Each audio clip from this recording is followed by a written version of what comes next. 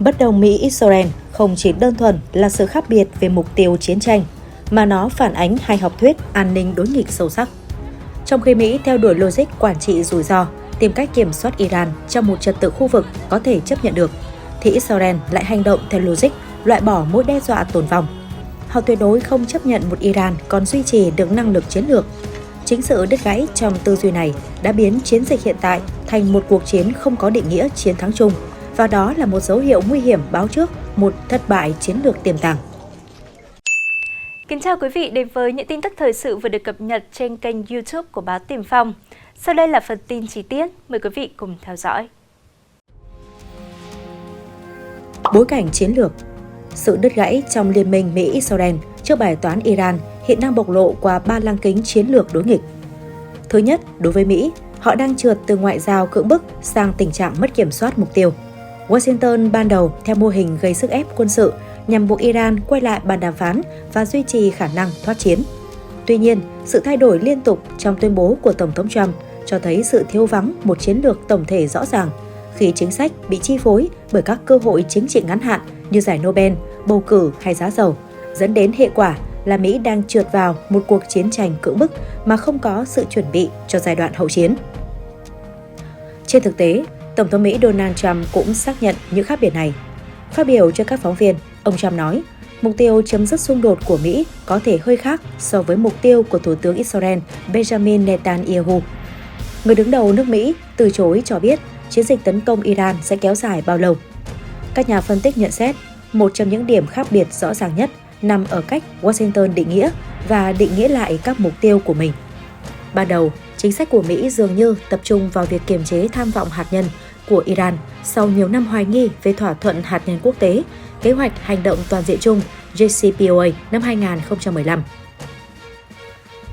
Ngày 28 tháng 2, cuộc tấn công chung của Mỹ và Israel vào Iran diễn ra ngay sau khi vòng đàm phán hạt nhân gián tiếp thứ 3 giữa Mỹ và Iran tại Geneva, Thụy Sĩ, nơi ông Trump nhấn mạnh sự ưu tiên đối với một giải pháp ngoại giao. Nhà phân tích Clayton lưu ý, Tổng thống Mỹ muốn một giải pháp ngoại giao cho chương trình hạt nhân của Iran để được coi là người kiến tạo hòa bình và giành giải Nobel Hòa bình. Tuy nhiên, cách tiếp cận này đã thay đổi. Ông Clayton cho hay, những lý lẽ mà Thủ tướng Israel Netanyahu đưa ra để tấn công Iran hồi tháng 2, bao gồm có thông tin tình báo đáng tin cậy về vị trí chính xác của lãnh tụ tối cao Iran, đã làm thay đổi tính toán của Tổng thống Trump. Khi tuyên bố mở chiến dịch tấn công Iran, ông Trump đã kêu gọi các thành viên đối lập Iran lật đổ chế độ. Khi chúng tôi hoàn thành, hãy tiếp quản chính phủ của các vị. Vị trí đó thuộc về các vị. Kể từ đó, các mục tiêu Washington nêu ra đã liên tục thay đổi. Theo ông Clayton, mục tiêu ban đầu của Mỹ là thay đổi chế độ ở Iran, sau đó là giải tán chương trình hạt nhân, phá hủy hệ thống tên lửa đạn đạo của quốc gia này. Nhà phân tích này tin chiến dịch của Mỹ chống Iran thiếu mục tiêu rõ ràng, thiếu chiến lược rút lui và thiếu sự ủng hộ ở cả trong lẫn ngoài nước. Ngược lại, Israel duy trì một chiến lược nhất quán nhưng mang rủi ro cực cao, với logic không thể sống chung với một Iran có năng lực hạt nhân và mạng lưới ủy nhiệm khu vực. Israel xác định phải làm suy yếu tận gốc cấu trúc quyền lực của Tehran, chứ không chỉ dừng lại ở năng lực quân sự. Đáng chú ý, Israel sẵn sàng kéo dài chiến tranh và chấp nhận chi phí khu vực cao hơn Mỹ dựa trên giả định rằng Washington cuối cùng sẽ bị khóa chặt vào xung đột này. Theo nhận định của các nhà phân tích, ban đầu Mỹ và Israel phối hợp tấn công phủ đầu Iran vì có mối lo ngại chung về khả năng hạt nhân và tên lửa của Iran, nhưng mục tiêu dài hạn của hai nước đang có sự khác biệt. Hãng tin Anadolu dẫn lời nhà phân tích chính sách đối ngoại Mỹ Jack Clayton nói: Tôi tin Mỹ và Israel đang bất đồng về mục tiêu kết thúc xung đột. Israel đã tuyên bố rõ rằng họ muốn chế độ Cộng hòa Hồi giáo sụp đổ vì Iran chưa bao giờ công nhận tính hợp pháp của Israel và công khai mong muốn tiêu diệt nhà nước này. Cuối cùng, Iran đóng vai trò là tác nhân thứ 3 định hình sự bất đồng này. Tehran không chỉ là mục tiêu mà còn là bên điều chỉnh nhịp độ chiến tranh thông qua các cuộc tấn công gián tiếp bằng proxy, UAV và phong tỏa eo biển Hormuz. Chiến lược của Tehran rất rõ ràng, tránh đối đầu trực diện quy mô lớn nhưng kéo dài xung đột vừa đủ để làm trầm trọng thêm sự chia rẽ sâu sắc trong liên minh Mỹ-Israel. Va chạm lợi ích ngay trên chiến trường. Gần đây, tin tức về các vụ tấn công vào cơ sở năng lượng ngày càng dày đặc. Điều này nói lên rằng cuộc xung đột đang leo thang nguy hiểm và đã động chạm vào lợi ích cốt lõi của hai đầu chiến tuyến. Tuy nhiên, ẩn đằng sau những vụ nổ kinh hoàng tại các kho dầu chiến lược lại là một sự rạn nứt sâu sắc của liên quân Mỹ-Israel. Ngày 19 tháng 3, khi được hỏi về cuộc không kích của Israel vào mỏ khí Sapa, một mỏ khí tự nhiên khổng lồ trên vịnh Ba Tư do Iran và Qatar cùng khai thác, khiến thị trường dầu mỏ biến động mạnh, ông Trump nói, tôi đã bảo ông ấy đừng làm vậy và cho biết ông Netanyahu hứa sẽ không làm như thế trong tương lai. Chúng tôi độc lập nhưng rất hợp nhau, ông Trump nói với các phóng viên khi tiếp đón Thủ tướng Nhật Bản Sakae Takachi tại phòng bầu dục. Ông khẳng định rằng Mỹ và Israel đang phối hợp về cách tiếp cận. Ông Trump mô tả các cuộc trao đổi với ông Netanyahu chỉ là những bất đồng nhỏ. Ông Trump nói với các phóng viên ngày 19 tháng 3, thỉnh thoảng ông ấy sẽ làm điều gì đó và chúng tôi không thích thì chúng tôi sẽ không làm vậy nữa. Tuy nhiên, khi cuộc chiến sắp bước sang tuần thứ 3 mà chưa có dấu hiệu kết thúc, vụ tấn công này cùng với các đòn trả đũa dữ dội của Iran nhằm vào cơ sở năng lượng của các nước vùng Vịnh Ba Tư cho thấy hai đồng minh rõ ràng không phối hợp chặt chẽ trong cách tiếp cận. Các quan chức châu Âu giấu tên cho biết, qua các hoạt động quân sự những ngày gần đây, họ nhận thấy Israel tin rằng nếu phá hủy nguồn thu chính của Iran, bà lãnh đạo còn lại của nước này sẽ phải nhượng bộ và đầu hàng, điều mà Israel gọi là sự sụp đổ của nhà nước. Quan điểm của châu Âu lại cho rằng kết quả sẽ ngược lại. Iran sẽ leo thang, sử dụng máy bay không người lái và các tên lửa còn lại để phá hủy cơ sở hạ tầng dễ bị tổn thương của các nước láng giềng, cho dù đó là một hành động mang tính tự sát. Với cuộc tấn công vào mỏ khí Sapa, họ đã đánh trực diện vào nguồn thu của Iran. Ngược lại, ông Trump đang cố gắng bảo vệ cơ sở hạ tầng dầu khí của Iran và ngăn nước này trả đũa vào các cơ sở năng lượng trên khắp vùng vịnh. Mỗi khi có thêm bằng chứng cho thấy chiến tranh leo thang, giá dầu lại tăng và các trợ lý của ông Trump vội vã tìm cách kiểm soát các tác động kinh tế dây chuyền bắt đầu từ giá dầu. Hệ quả, tình hình địa chính trị hiện nay đang bộc lộ 3 vấn đề cốt lõi. Thứ nhất là cuộc khủng hoảng liên minh bất đối xứng khi liên minh Mỹ-Israel đang chuyển dịch từ việc chia sẻ mối đe dọa chung sang những ưu tiên khác biệt. Điều này tạo ra rủi ro lớn khi Israel có động lực leo thang vì tin rằng Mỹ sẽ theo sau, trong khi Mỹ dần mất đi khả năng kiểm soát tình hình.